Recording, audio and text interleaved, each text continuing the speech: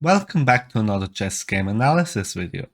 So today I want to show you a game that I played online in a 5+5 Blitz game on chess.com, and it features one of my most ever played favorite openings of all times, and it's a very crazy opening that arises in the Italian game, and you can basically already guess what it is.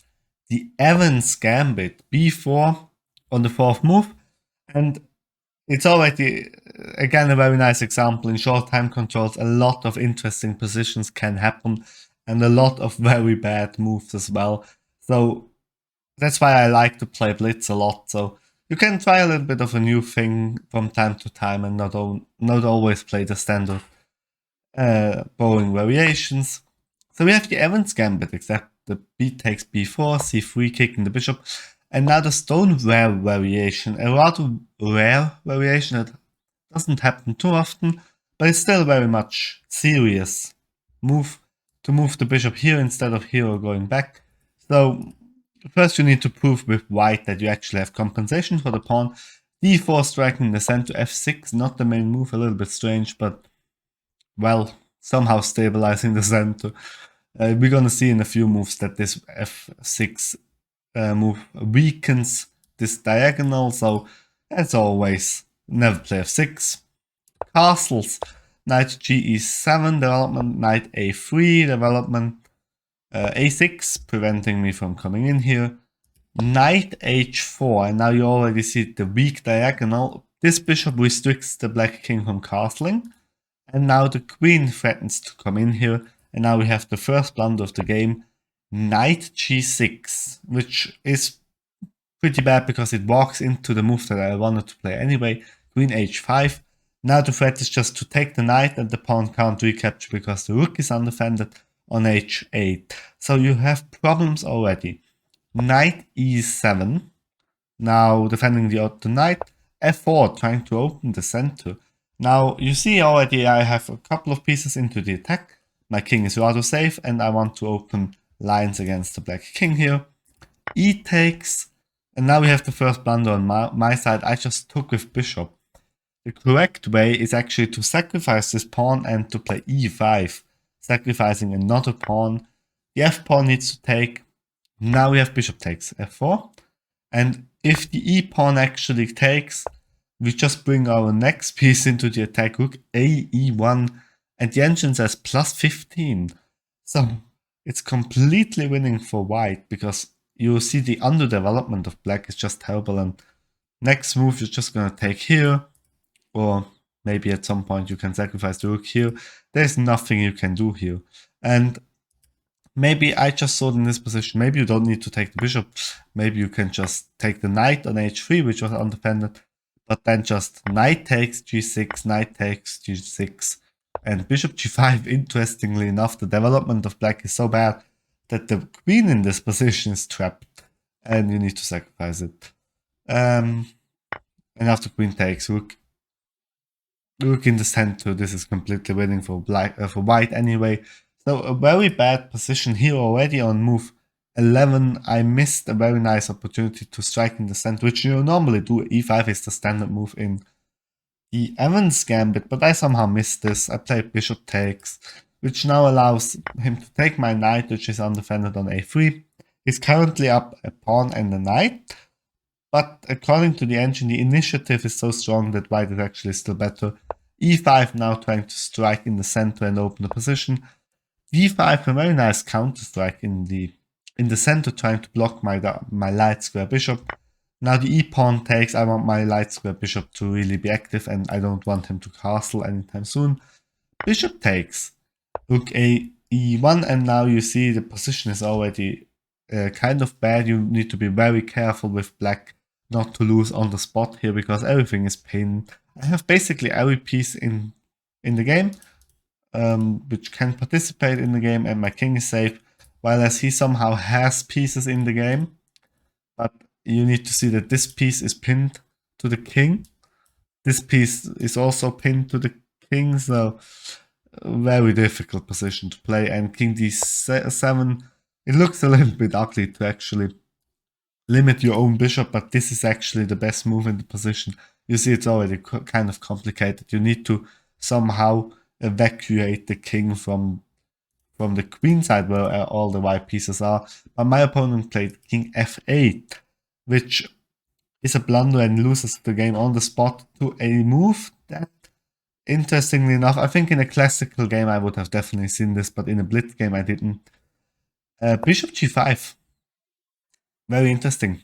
You see the pawn is still pinned, so you need to search for a move in this position. Everything is pinned, you're basically out of moves already. And the threat is just to take here with the bishop, sacrifice the bishop.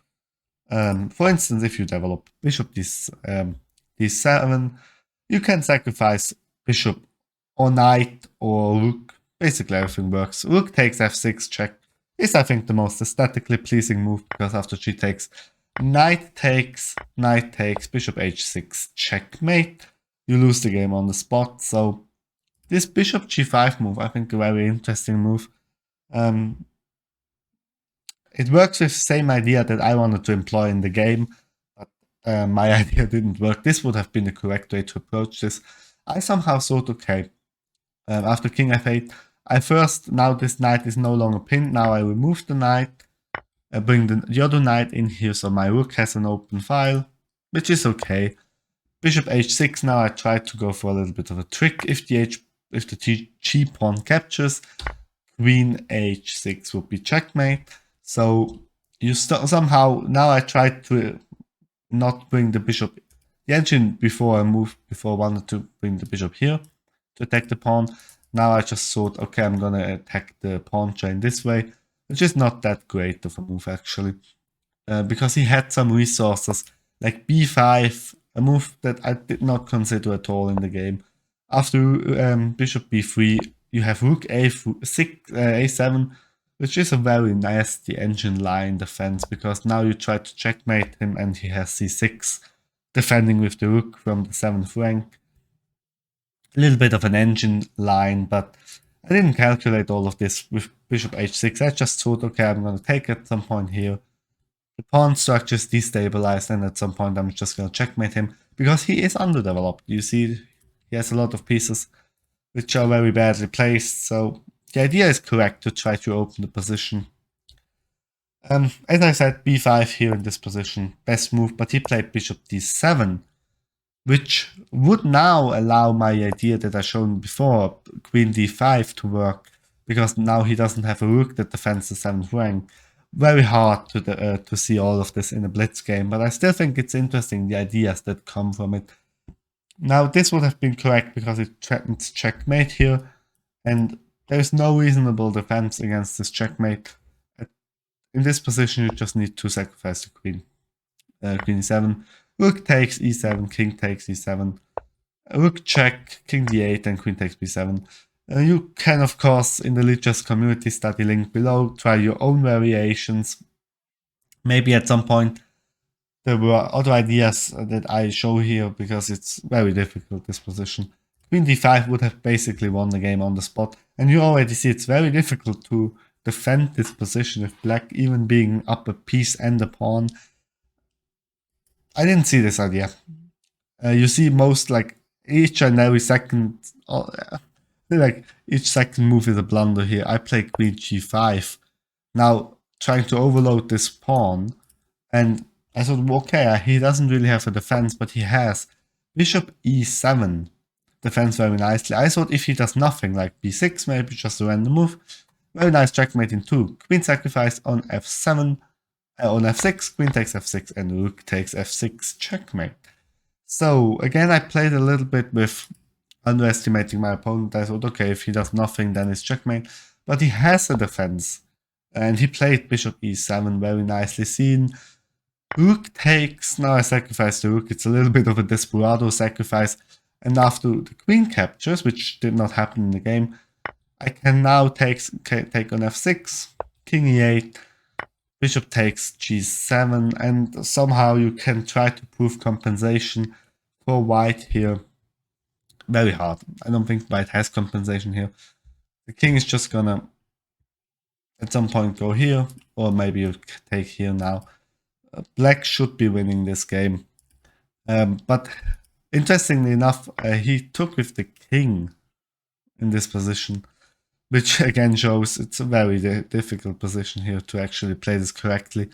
But now, finally, for the first time, I actually calculated something correctly in this game, namely the following checkmate, which is not forced, but you need to give up a lot of material to actually stop the checkmate. Queen c5 check, king e8, rook e1 check, knight e7, bishop takes g7, and now there is no reasonable defense. You're gonna lose this rook and then the game. So he saved the rook and got checkmated. Queen h5 checkmate. So I hope these 23 moves have shown you a little bit that I think there were like 7 heavy blunders in the game where the tables could have turned very easily. I hope this game illustrates very nicely that you need to play for a very nice attack in short time controls, maybe even with the Evans Gambit. Try to bring pieces into the attack and maybe your opponent is gonna blunder at some point because it's very hard to defend. It's easier to attack than to defend in short time control games.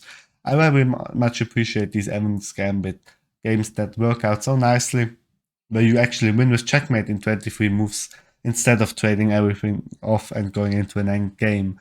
So maybe this was a little bit fast. You can replay the game in your own space, in your own pace. In the Lichess community study, also check out my Twitch and my Instagram, and I hope to see you in the next video. Bye.